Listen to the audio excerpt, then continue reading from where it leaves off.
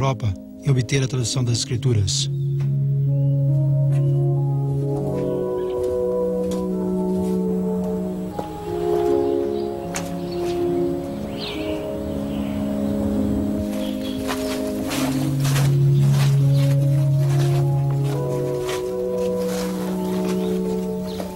Mais tarde, disfarçados de vendedores ambulantes, os valdenses viajaram pela Europa Central e Meridional.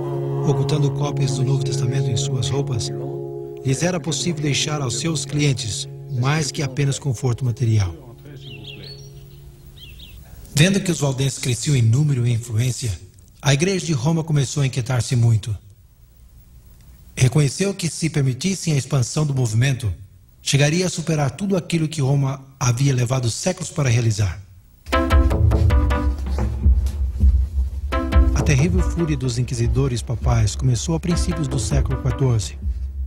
Os simples e pacíficos valdenses chegaram a ser parte da Igreja do Deserto, como João, o Revelador, tinha predito. Mas assim como a mulher do Apocalipse 12 foi socorrida pela terra, e a terra abriu a boca e engoliu o rio que o dragão tinha arrojado de sua boca, assim as montanhas protegeram os valdenses durante as cruzadas contra eles.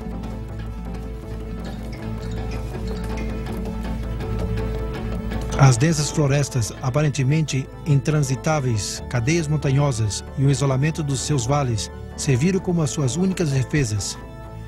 Quando as suas aldeias e igrejas foram periodicamente destruídas, as muitas cavernas entre as rochas vieram a ser as suas casas e catedrais. Esta caverna encontra-se no Vale de Agrona, não muito longe de Pra del Torno. É conhecida como a Igreja da Caverna.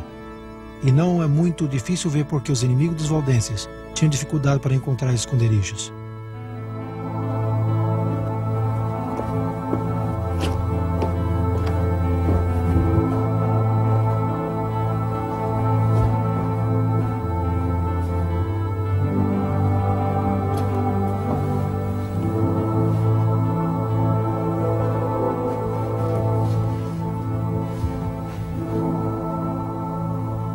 Deve ter sido um tempo espantoso, mas também de comovedora fraternidade, enquanto os vizinhos de todas as partes se reuniram para encontrar conforto e segurança, aqui embaixo, nas entranhas da terra.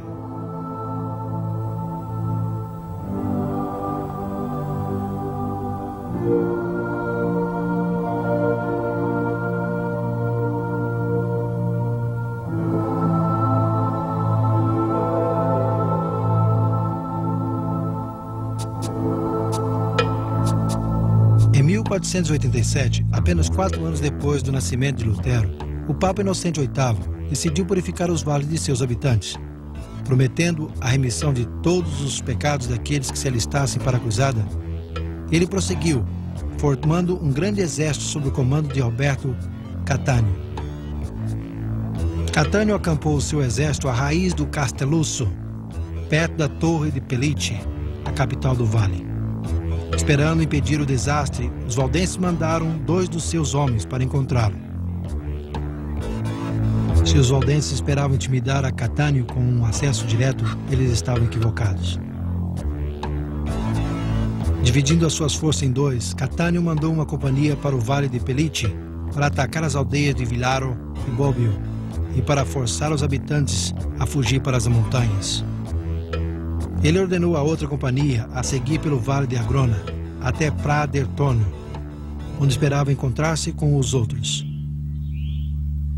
No entanto, o caminho para o Pra estava quase bloqueado pela barricada. Isto era uma muralha íngreme que cruzava o vale, e a única entrada era uma trilha tão estreita que apenas 2 homens podiam cruzá-la lado a lado. Hoje é suficientemente espaçosa para que o trânsito passe.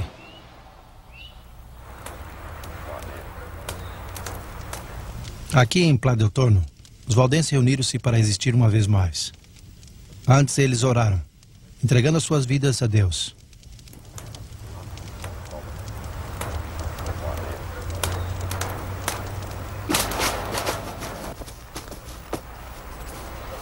Enviaria Deus um anjo para bloquear o caminho do invasor? Ou se extinguiria a chama vacilante da verdade de Deus para sempre?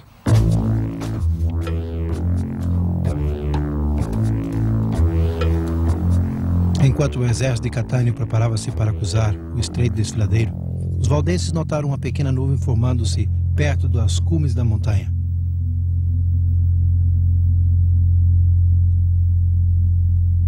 A nuvem cresceu e escureceu-se rapidamente, até finalmente cobrir o vale. A densa névoa causou confusão imediata.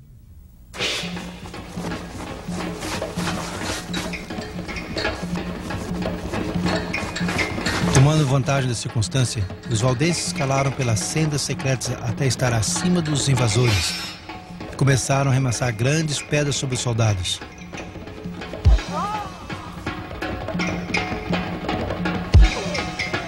Em meio do pânico resultante, as forças de Catânio começaram a lutar entre si, até que quase nenhum homem restou.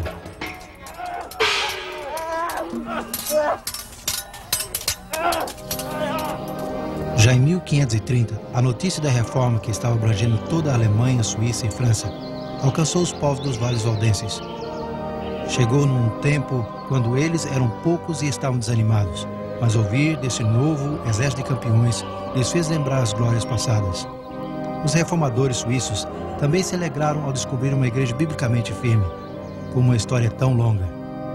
Decidiu-se convocar uma Assembleia Geral para determinar a relação entre a Igreja dos Alpes e a Reforma.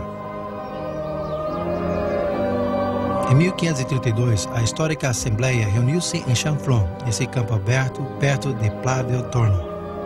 Embora nem todos concordaram em todos os pontos da doutrina, a preeminência da Bíblia foi reafirmada. Os valdenses prometeram cooperar com a reforma traduzindo as escrituras ao francês. A tarefa caiu sobre o Leviton, um parente de João Calvino. Constituía um presente apropriado de parte de uma igreja que devia a sua existência através dos séculos à estrita fidelidade aos princípios básicos deste livro.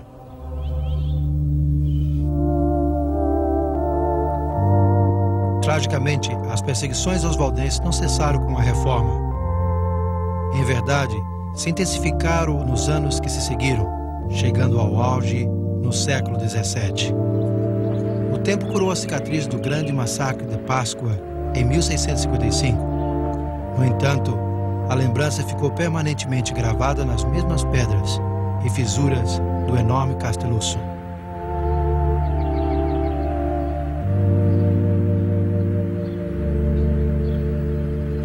Esta placa indica a posição da caverna à raiz do Casteluço, que tantas vezes protegeu o povo valdense durante as perseguições. No final de abril de 1655, os povos dos vales fugiram ao seu refúgio uma vez mais. Mas esta vez, os descobriram. Um por um, homens, mulheres e crianças foram arrastados das profundidades e lançados ao terrível precipício.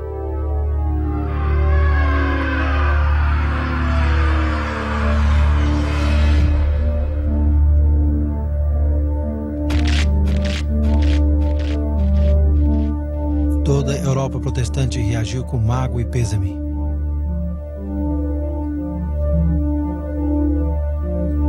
O cego poeta inglês John Milton escreveu um dos seus mais poderosos sonetos em lembrança dos mártires do Casteluço. Vinga, ó Senhor, os teus santos massacrados, cujos ossos jazem espalhados nas frias montanhas alpinas.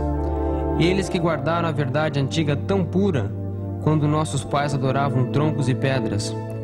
Não te esqueças. Em teu livro grava os gemidos dos que foram as tuas ovelhas, e no seu velho aprisco, mitigados pelos piamonteses sanguinários, que lançaram mães e crianças ao abismo de pedras. Seus lamentos os vales repetirão aos montes, e estes ao céu.